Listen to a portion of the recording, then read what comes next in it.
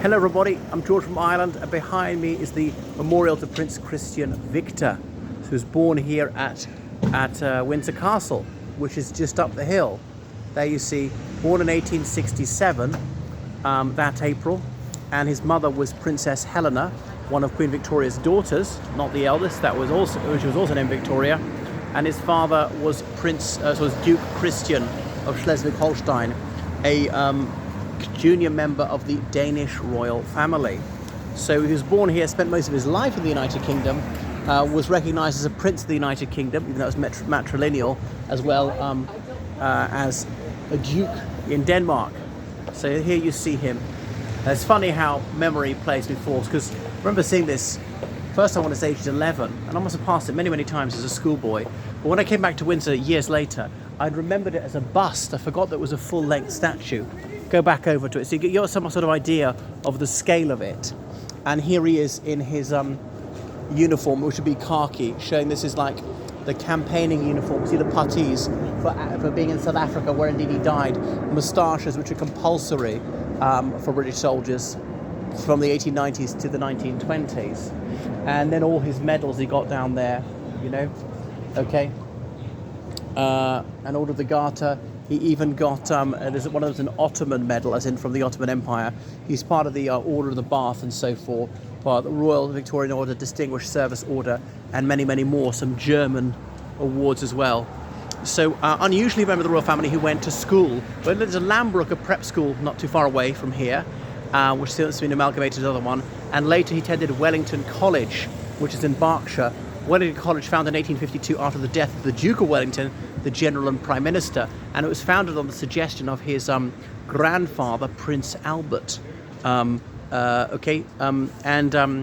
he was there. He was an outstanding cricketer, was captain of their cricket team, and he played for I Zingari, which as in the Gypsies, which is I know it's really Zigani in Italian, how to put it, a scratch cricket team.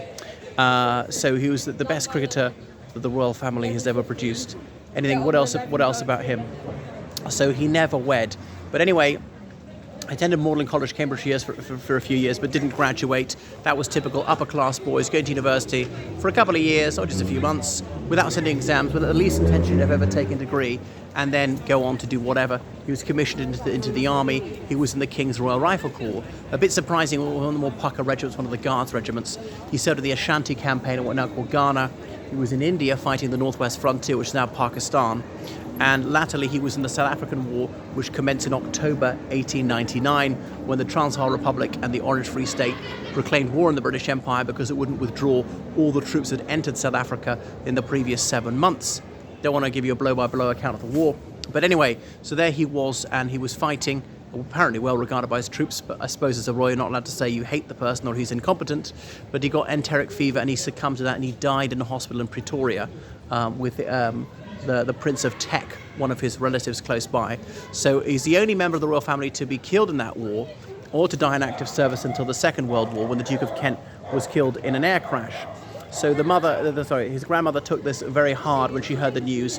He was buried there in Pretoria. There's a memorial to him in the Royal Mausoleum in Frogmore and so forth. So I think he's not been exhumed and reinterred here. That's him. So he died at the age of 33, but he looks much older, was very prematurely bald. Anything else about him? So really, that's all to say about him. Anyway, and then it extols his virtues, a captain brevet. Okay, so Schleswig-Holstein, as in southern Denmark, that's the surname of the Danish royal family these days, von Schleswig-Holstein, von Sonderburg and Glocksburg.